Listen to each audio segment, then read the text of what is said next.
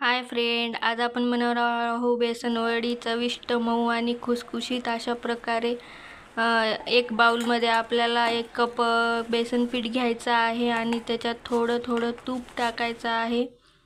अशा प्रकारे बघा, तूप टाकायचं आणि त्याच्यामध्ये असं ढवळत राहायचं, फेटून घ्यायचं जेणेकरून आपलं बेटर चांगलं झालं पाहिजे आणि गुठळ्या नाही राहिल्या पाहिजे त्याच्यामध्ये। अशा प्रकारे आपण सतत त्याला फेटून घ्यायचं। जर तूप जसं लागलं त्याच्यात तसं टाकायचं आहे आपल्याला आणि अशा प्रकारे पेस्ट बनवून घ्यायची आहे। बघा, खूप छान पेस्ट झालेली आहे आणि त्याच्यात गुठळ्या पण नाही राहिल्या। अशाच प्रकारे तुम्हाला पण करायचं आहे आणि एक तेल तवा ठेवायचा आहे आपल्याला गॅसवर आणि त्याच्यात अर्धा कप पाणी टाकायचं आहे।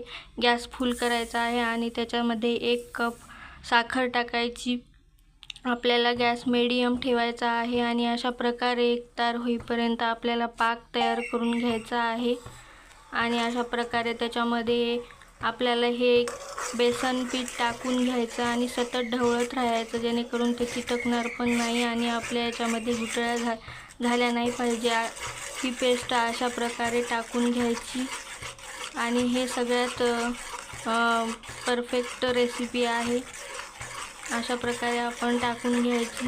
हे जमलं पाहिजे, सतत आपल्याला हलवत राहायचे त्याला आणि अशा प्रकारे हे बेटर झाले की एका याच्यामध्ये टाकायचं आहे ताटामध्ये आणि बघा आपली कशी खुसखुशीत अशी वडी झालेली आहे। अशा प्रकारे कापून घ्यायच्या वड्या तुम्ही बघू शकता, प्लेटमध्ये पण काढलेल्या आहेत मी। बघा तुम्ही कशा झाल्या, एकदम छान। सबस्क्राइब आणि लाईक करा।